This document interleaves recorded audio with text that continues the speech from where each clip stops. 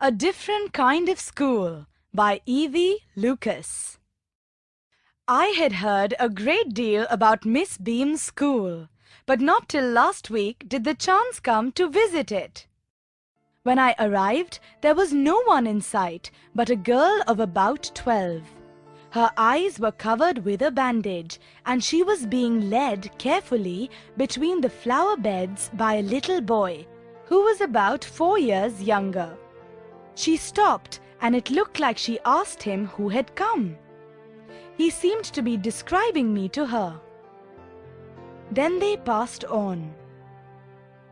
Miss Beam was all that I had expected. Middle-aged, full of authority, yet kindly and understanding. Her hair was beginning to turn grey, and she had the kind of plump figure that is likely to be comforting to a homesick child. I asked her some questions about her teaching methods, which I had heard were simple. No more than is needed to help them to learn how to do things. Simple spelling, adding, subtracting, multiplying and writing. The rest is done by reading to them and by interesting talks, during which they have to sit still and keep their hands quiet. There are practically no other lessons. The real aim of this school is not so much to teach thought as to teach thoughtfulness, kindness to others and being responsible citizens. Look out of the window a minute, will you? I went to the window, which overlooked a large garden and a playground at the back. What do you see? Miss Beam asked. I see some very beautiful grounds, I said, and a lot of jolly children. It pains me, though, to see that they are not all so healthy and active looking. When I came in, I saw one poor little girl being led about. She has some trouble with her eyes. Now I can see 2 more with the same difficulty. And there's a girl with a crutch watching the others at play.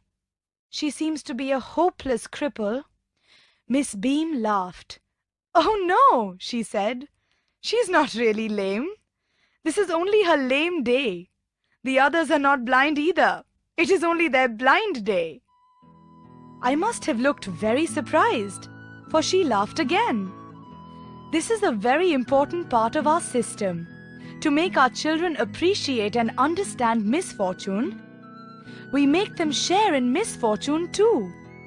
Each term, every child has 1 blind day, 1 lame day, 1 deaf day, 1 injured day and 1 dumb day. During the blind day, their eyes are bandaged absolutely and they are on their honor not to peep. The bandage is put on overnight so they wake blind. This means that they need help with everything. Other children are given the duty of helping them and leading them about. They all learn so much this way, both the blind and the helpers. There is no misery about it, Miss Beam continued. Everyone is very kind and it is really something of a game. Before the day is over, though, even the most thoughtless child realizes what misfortune is. The blind day is of course really the worst, but some of the children tell me that the dumb day is the most difficult. We cannot bandage the children's mouths, so they really have to exercise their willpower. Come into the garden and see for yourself how the children feel about it. Miss Beam led me to one of the bandaged girls. "Here's a gentleman come to talk to you," said Miss Beam and left us.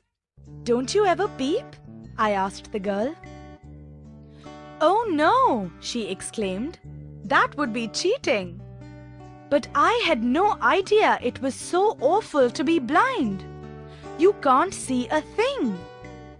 You feel you are going to be hit by something every moment. It's such a relief just to sit down. "Are your helpers kind to you?" I asked. "Fairly, but they are not as careful as I shall be when it is my turn. Those that have been blind already are the best helpers. It's perfectly ghastly not to see. I wish you'd try." "Shall I lead you anywhere?" I asked. "Oh yes," she said. Let's go for a little walk. Only you must tell me about things. I shall be so glad when today is over. The other bad days can't be half as bad as this. Having a leg tied up and hopping about on a crutch is almost fun, I guess. Having an arm tied up is a bit more troublesome because you can't eat without help and things like that. I don't think I'll mind being deaf for a day, at least not much. But being blind is so frightening. My head aches all the time just from worrying that I'll get hurt. Where are we now? In the playground, I said. We're walking towards the house. Miss Beam is walking up and down the garden with a tall girl. What is the girl wearing? My little friend asked. A blue cotton skirt and a pink blouse. I think it's Millie, she said. What color is her hair? Very light, I said. Yes, that's Millie. She's the head girl. There's an old man tying up roses, I said. Yes, that's Peter. He's the gardener. He's hundreds of years old. And here comes a girl with curly red hair. She's on crutches. That's Anita, she said. And so we walked on. Gradually, I discovered that I was 10 times more thoughtful than I ever thought I could be. I also realized that if I had to describe people and things to someone else, it made them more interesting to me. When I finally had to leave, I told Miss Beam that I was very sorry to go. Ah, she replied, then there is something in my system after all.